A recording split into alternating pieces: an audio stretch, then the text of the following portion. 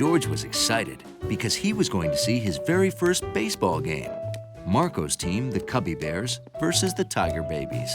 Hey, George, throw me the ball.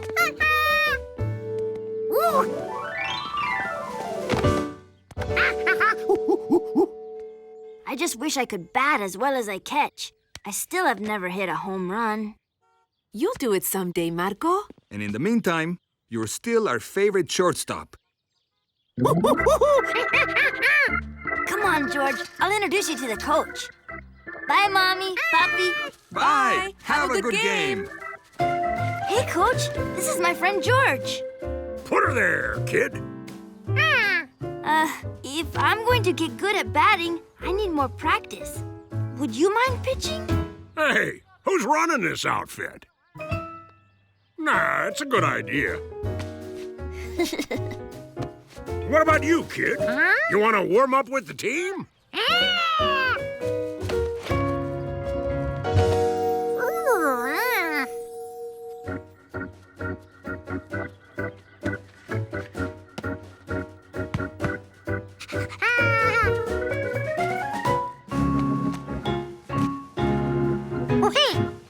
Okay, Marco, keep your eyes on the ball.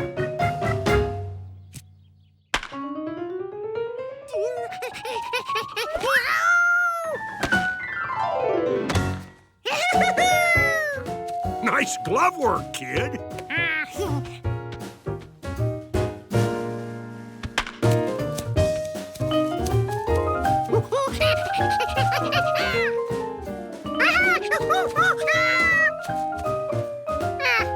Whoa, you're some runner. Warm-up's over, guys. It's time to play ball.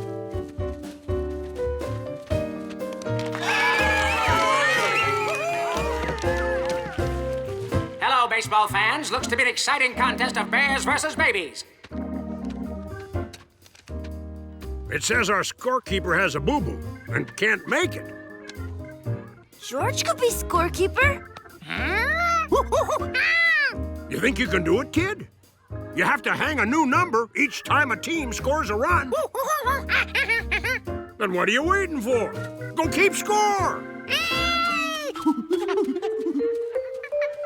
Play ball! This must be the scoreboard, and these must be the numbers. Pop fly, and that's our first out.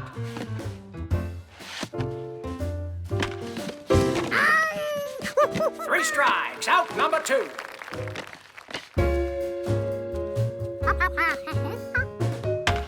And it's a sharp single towards second base. Oh, what a catch by Marco! A toss to first base, and that's the third out. Now the Cubbies are up to bat. By the third inning, George had discovered that sometimes scorekeepers have a lot of free time. Come on, hit a home run. You can do it. And the pitcher winds up. Marco strikes a solid single to right field, and he's safe at first base.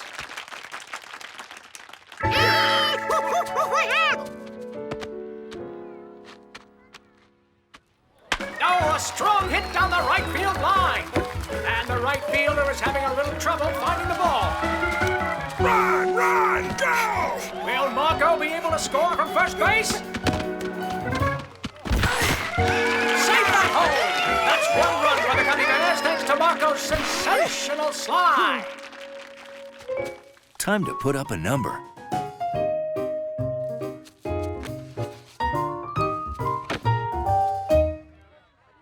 Folks, I gotta clean my glasses because I did not see 5 runs being scored. Hey, George, that's the wrong number. Lower, kid!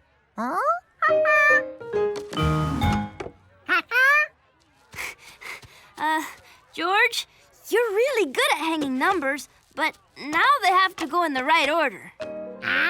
What did that mean? In order? I'll show you. You start with 1, then comes 2, then 3. Oh! Then 4, 5, 6, 7, 8, 9, and 10.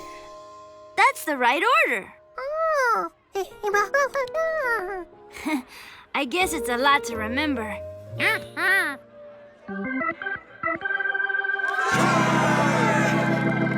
I know. Whenever I can't remember something, I make it a song. Because songs have a way of staying with you. But what's a good song? How about 1, 2, 3, 4, 5, 6, 7, 8, 9, and 10. 1, 2, 3, 4, 5, 6, 7, 8, 9, and 10. Then you sing it again. You try it.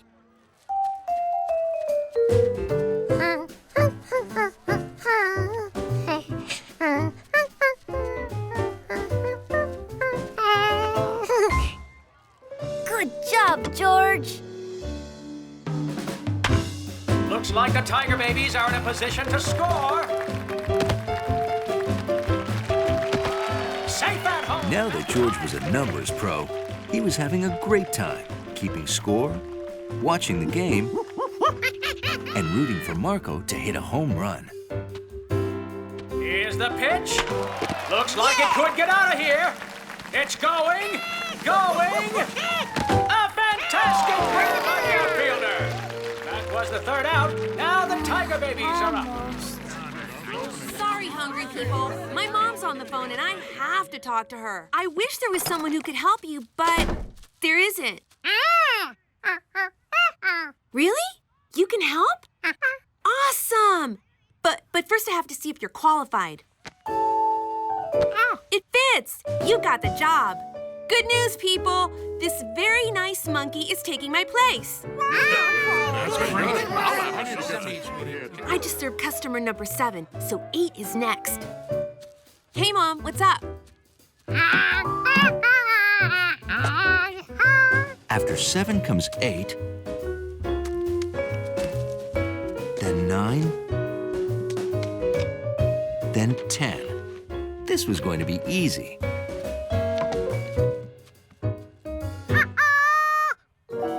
George had no idea what number came after that.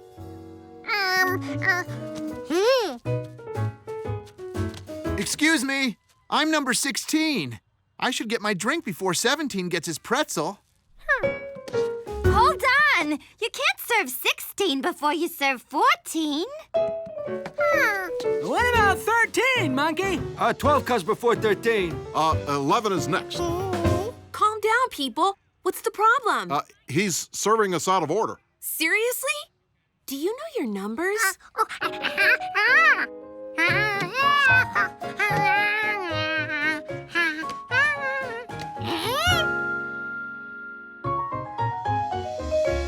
Nice job.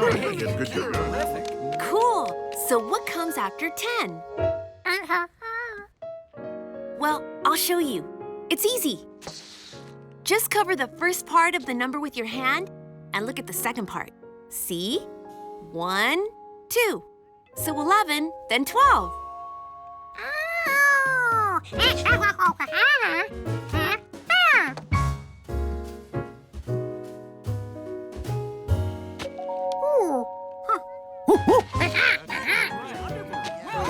Awesome. Do you want me to take over? As fun as it was to hand out popcorn, George was eager to get back to the game.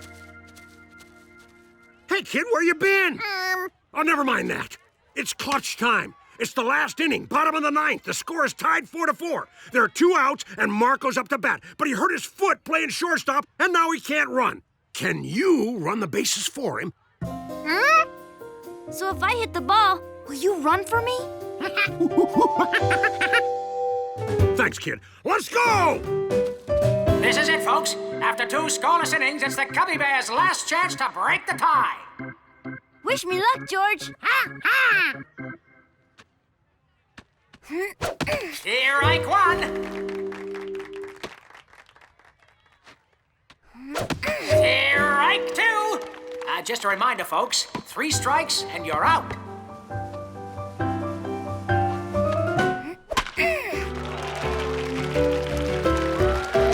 Come on, Hook. Keep going. Keep. Home run! Marco, home run! I did it! I Oops! Run, George, run! If bases were like everything else, then George should run them in order. First base first, second base second, and third base third. Bring it home, kid! Bring it home! Slide, George! Slide! Save! What a hit! What a slide! The Bears have won the game! I did it! I hit a home run! And I couldn't have done it without you, George! We're so proud. That was a fine hit, Marco, and a fine run, kid. Kid? There he is!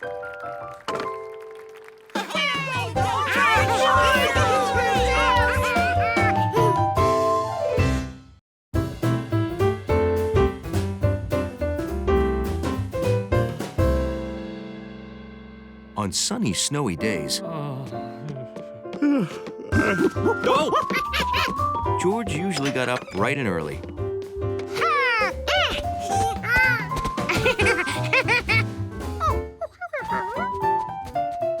But this day, he discovered that Bill had gotten up even brighter and earlier.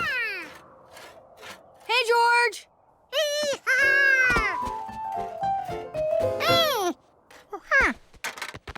Snow blocks. I'm building a house out of snow, although the correct term is igloo. Yep. I'm trying to earn my Sprout badge in winter camping.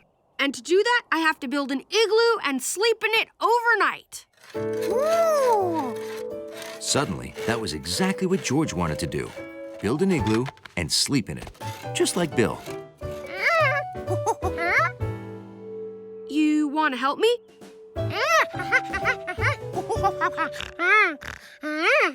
And sleep in the igloo too?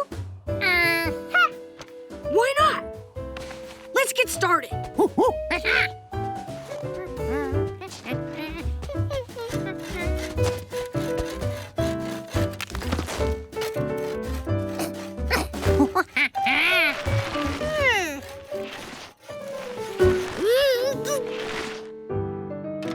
George, that's not the proper technique. Guess I better show you. City kids probably don't know much about non-mortar construction.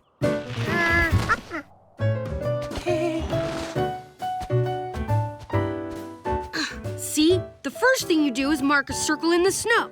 That's your foundation. Then you take the biggest blocks and fit them together like this.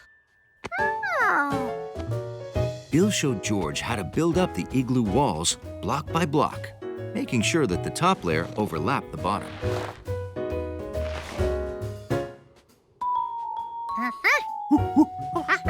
Yep. And when we're all done, we can just smooth out the inside. As they built it up, the igloo started to look like a volleyball cut in half. See? We keep shaping these blocks and put them all the way around until there's just a small hole left in the center. And we fill that with a large block called a keystone.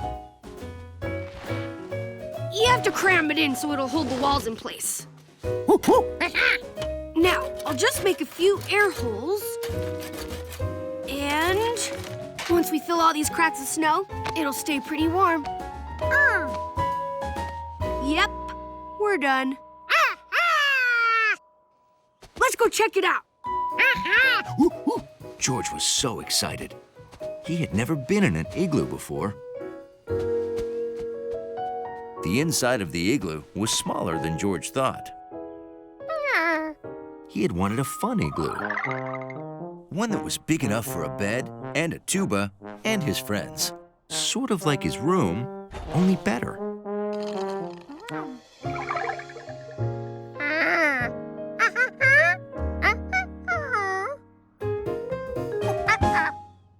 You want to build your own igloo? Sure, I wish I could help you, but I gotta fill up these cracks and then do my chores.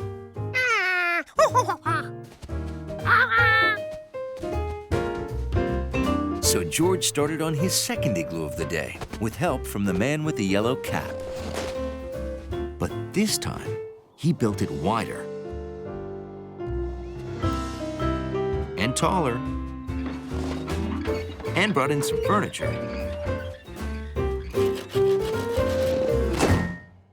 Wow, good window.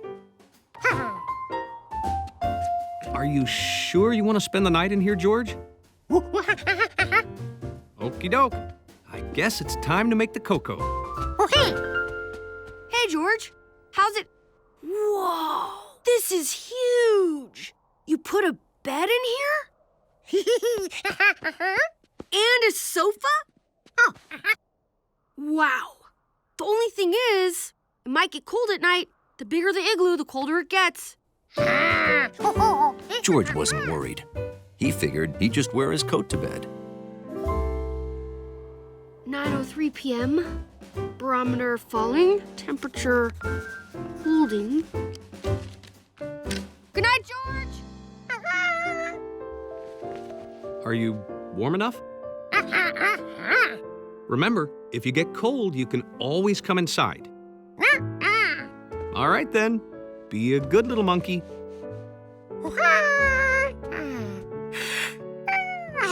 In the morning, George would be a good little monkey who had spent the night in an igloo.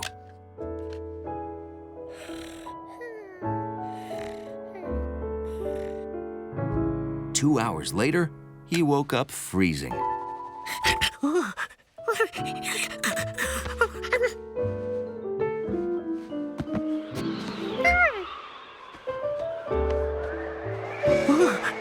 Maybe he should find some way to close his window.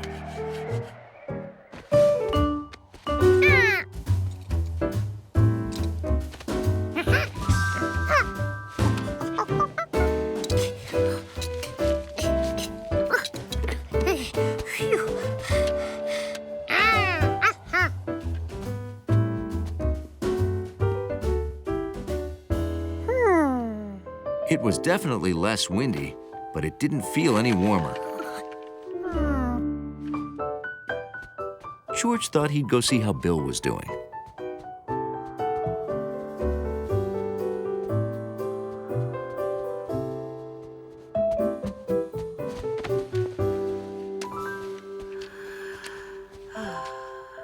Must feed bunnies. Bill seemed to be doing fine. He was right. A smaller igloo is a warmer igloo. Crowded, but warm.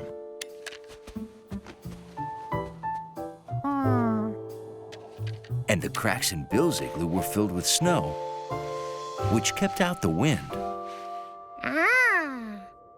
George had forgotten about that part.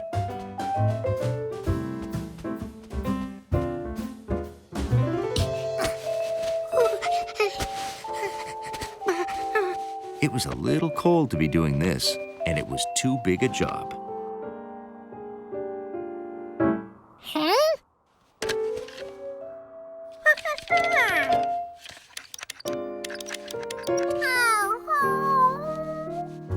George had really wanted to spend the night in an igloo.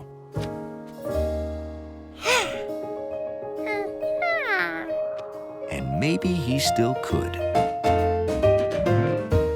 He could build his igloo right inside the house. A smaller igloo. It was nice and warm.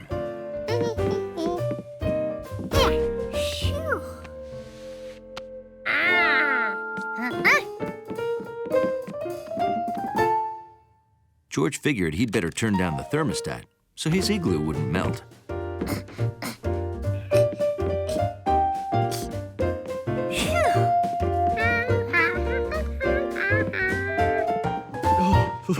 It's freezing. Oh, I must have turned the heat down too low.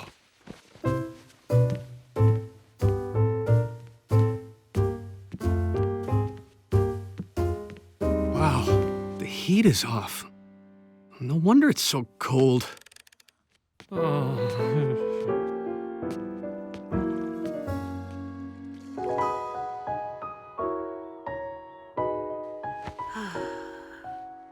7 o'clock. The badge is mine. Ow! We did it, George. Uh-oh. George?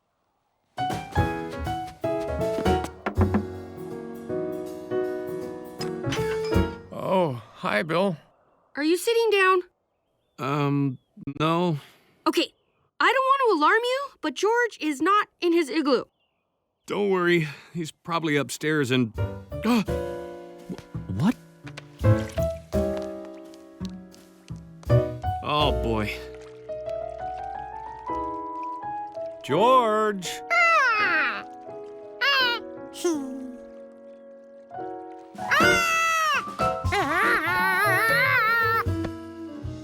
George, why is there a melted igloo in the living room? Uh-huh. You were cold outside, so you thought you'd build an igloo inside. Makes sense. For a city kid. As the Sprout Master of Sprout Troop number 674, I am proud to present Bill with his badge in winter camping. Wow! There. And now, George and I would like to invite you all to a little celebration.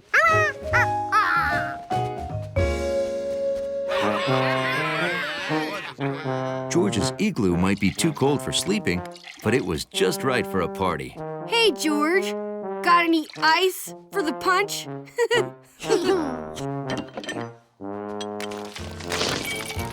Wow, thanks.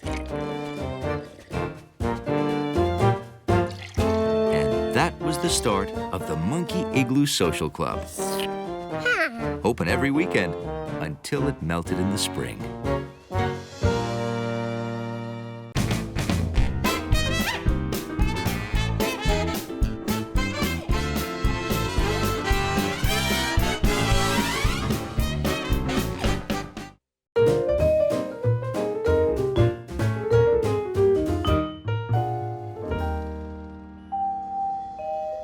George loved the museum. Every time he went, he discovered something new. The new North Pole exhibit was frosty fun with its igloos and polar bears. And so was the South Pole exhibit with its penguins.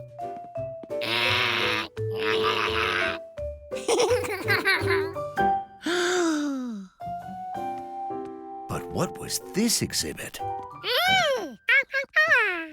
Oh, these are the museum's new vending machines, George. They dispense food like milk, fruit, soup, sandwiches. Oh. All you do is insert a coin and... Oh, here, let me get you a coin. Here's a coin, George. My treat. Hi, Professor. Hey, how are your plans to explore the poles coming along? You mean Operation Snow Go? Oh, it's a no-go. The Arctic and the Antarctic associations aren't getting along. Each thinks its pole is the best pole.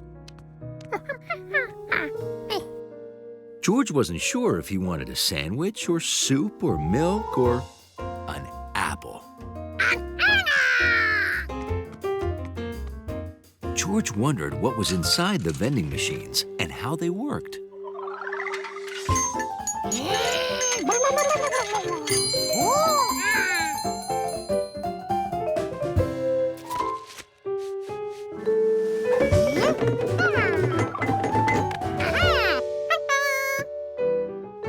I bet if both groups sat down and talked over dinner, they'd see how much they have in common. Exactly. My apartment is full of expedition gear, so would you be willing to host? A dinner? Well, sure. I guess. Wonderful. Here's a timetable, recipes, menu, and a guest list for tomorrow night. Tomorrow? Tomorrow? It's the only day both groups are in town. Yes, but Professor? You're doing a wonderful thing for science. Operation Snow Go will be a go-go. Right. Go. George tried to describe his amazing adventure with the farmer inside the vending machine. Excuse me there, fellas.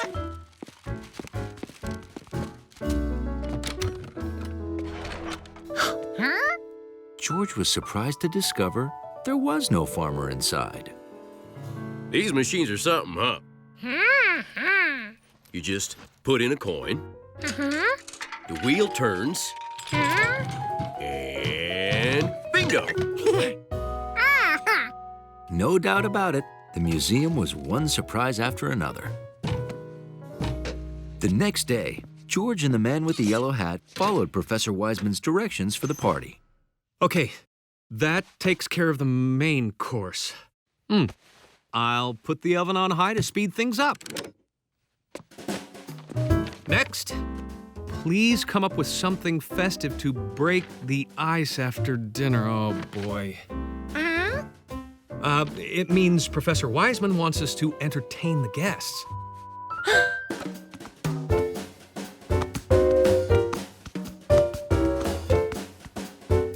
Is that smoke?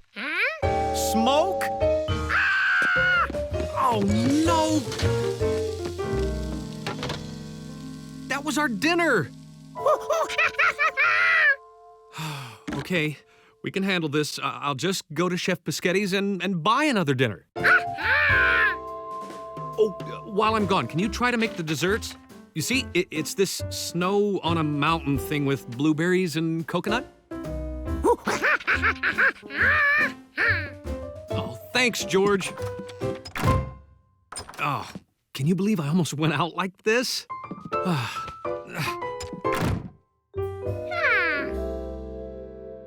George got right to work making the desserts. First, he scooped blueberries into a bowl. Then he sprinkled coconut on top.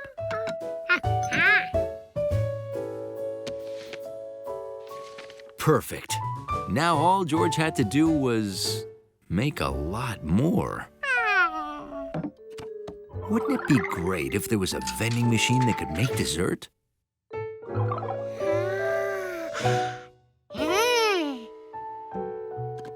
Hey, why not make a vending machine? Then George remembered. A wheel inside the vending machine moved the apples. So why not use a wheel to move blueberries?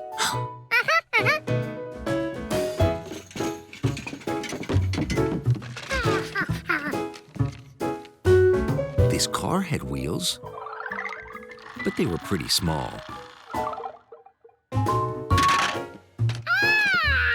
This wheel was bigger.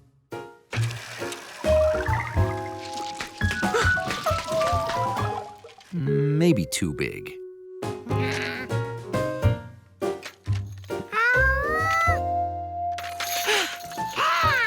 This would be perfect. George attached a spoon to one of the wheels so he could scoop blueberries each time it went around. Maybe it needed 2 spoons for balance.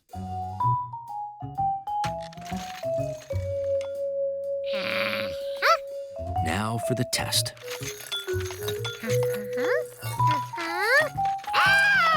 It worked. And George figured if it worked for blueberries, it should also work for coconut.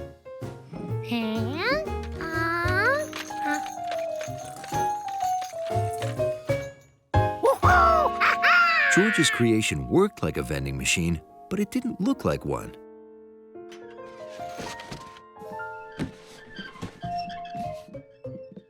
Not yet.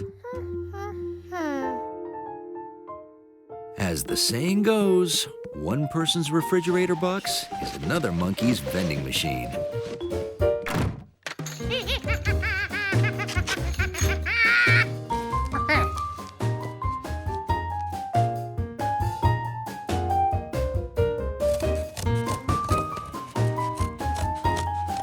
George finished his machine by making a serving slot for the bowls.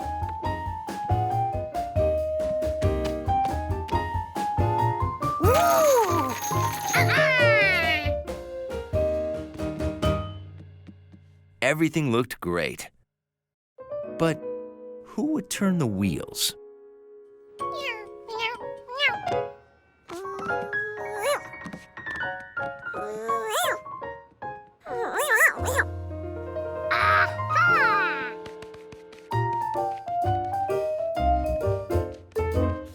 Even after a great Biscotti meal, the two groups were still poles apart.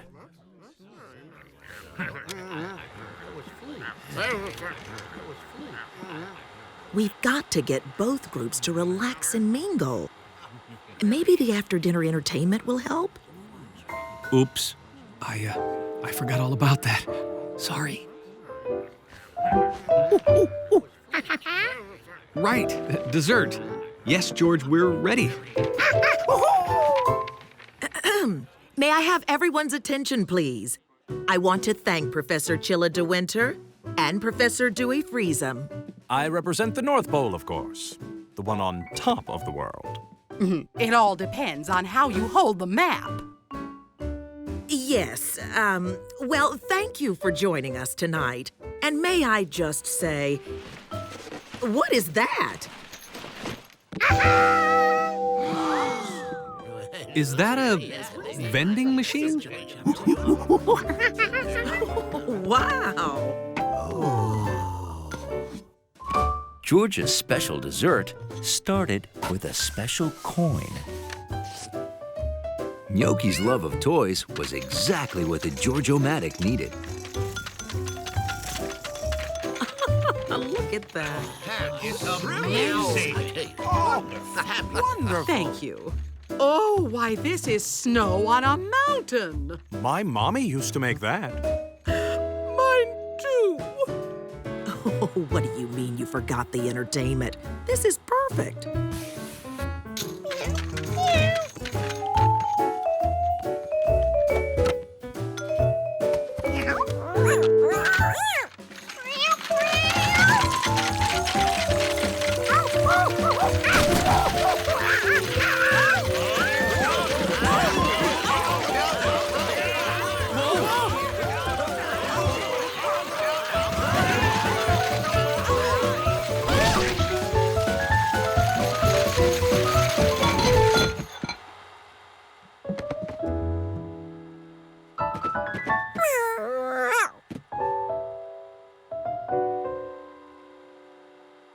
Look at you! Look at you!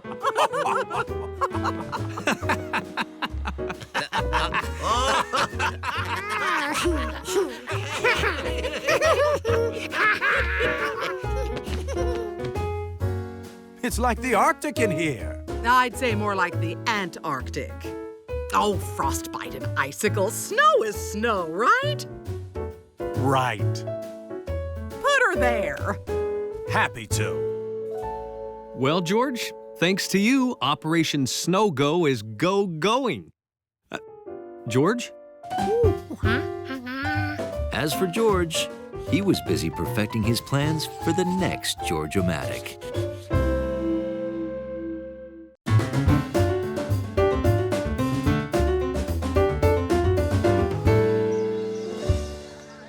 George thought it was a great day for the county fair and sheep competition. Oh, I'm so excited, George. Grandpa's in the sheepdog competition. Ooh. And he's not even a sheepdog. Oh. Let's hurry. It's almost time for the final round.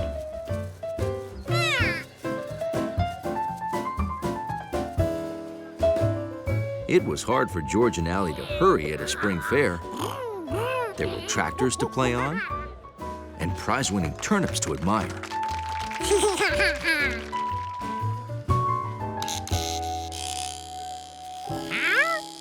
There was even a barber shop for sheep.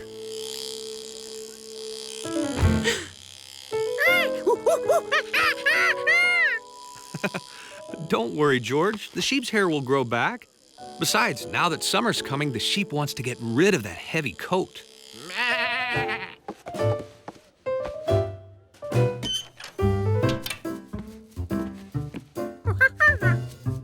George figured all that sheep hair was being taken to a trash can, but the farmer had other plans.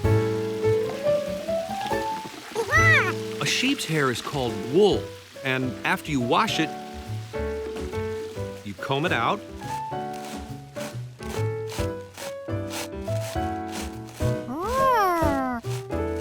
And dye it.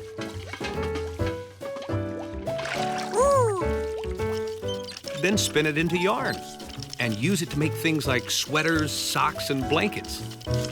So people help sheep stay cool in the summer, and Sheep help people stay warm in the winter. Ooh. George had been saving his allowance for months, and now he knew what he wanted to spend it on. You want to buy a scarf? You won't need it till next winter, George. Are you sure? Final contestants for the sheep herding, Mr. Rankins and his dog, Bo. Whoops, we're gonna be late. Come on. Nice scarf, George. Hiya, Grandpa. Hi, Bo. Ready?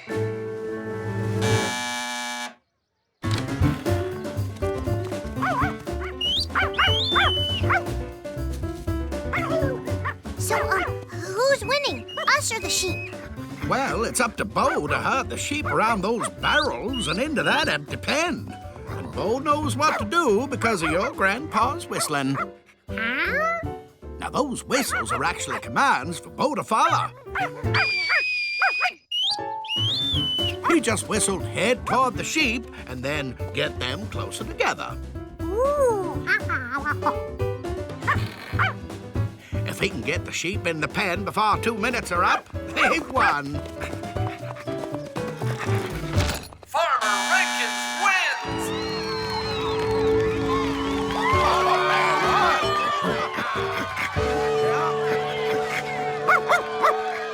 Good job! He did it!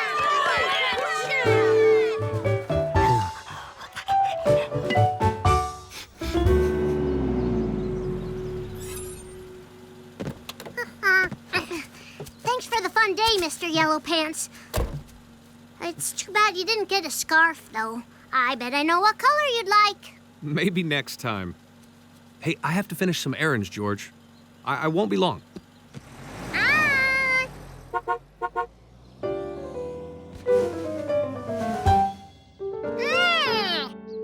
No.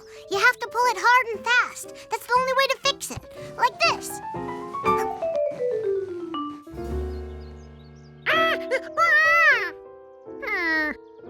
Well, if that doesn't work, then you have to pull it more slowly. Whoops.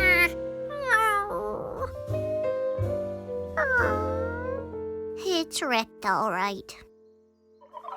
George wondered if there was some way to knit the scarf back together.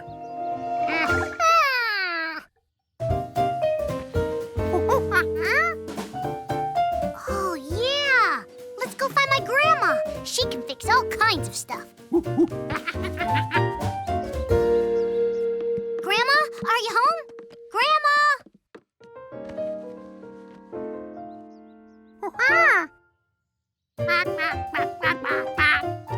Oh, yeah. Let's try the chicken coop.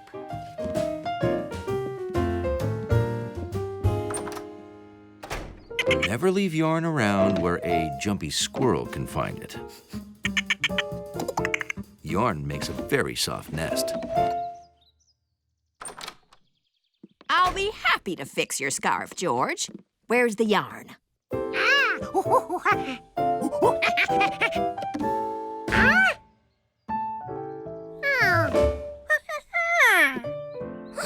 Whoops, it escaped. Well, when you find it, just give a holler. George and Allie searched everywhere for the yarn.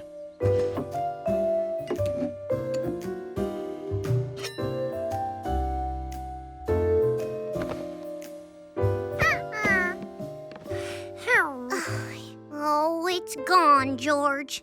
Completely, forever gone. No yarn meant no scarf. George knew where he could get more yarn.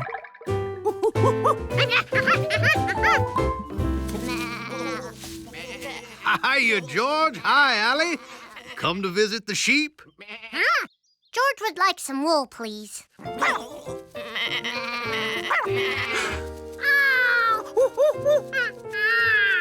I'm afraid you'll have to wait till next year. I got 'em all shorn at the fair. Maybe some other animal grew hair that George could turn into yarn. But But Leslie's hair was much too short. The pigs had hardly any hair. And chickens have feathers instead of hair. Oh, don't worry, George. Hey, maybe there's a pilot with a plane who can fly us over the whole country so we can look around for a sheep with hair. Allie, Mr. Rankins, come to the house. Cousin Ida's on the phone. I'll be right back, George. And I'll bring my bike so we can start looking for pilots. George figured he'd pass the time watching the sheep eat grass. A lot of grass. Oh no, a sheep was escaping.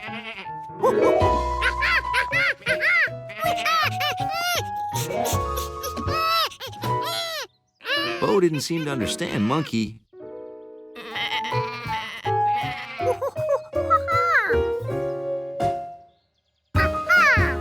But he did understand this. Now, what was the whistle for help runaway sheep? George didn't know, so he guessed.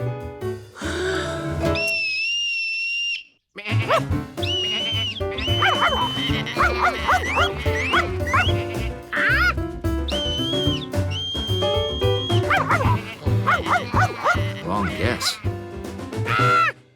Now George wondered how to whistle, "Come back." Another wrong guess. George was suddenly wishing he'd paid more attention at the sheepdog competition. He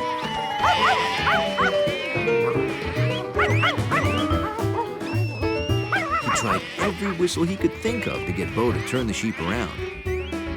None of them was right. Been a slow day today.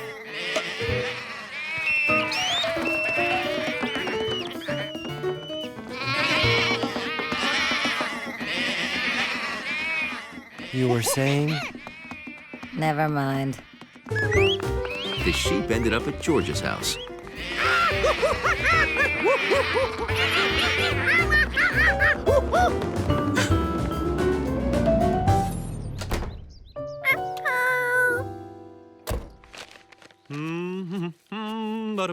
Hi, George.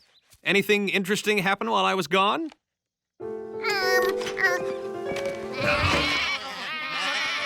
Oh, no. George?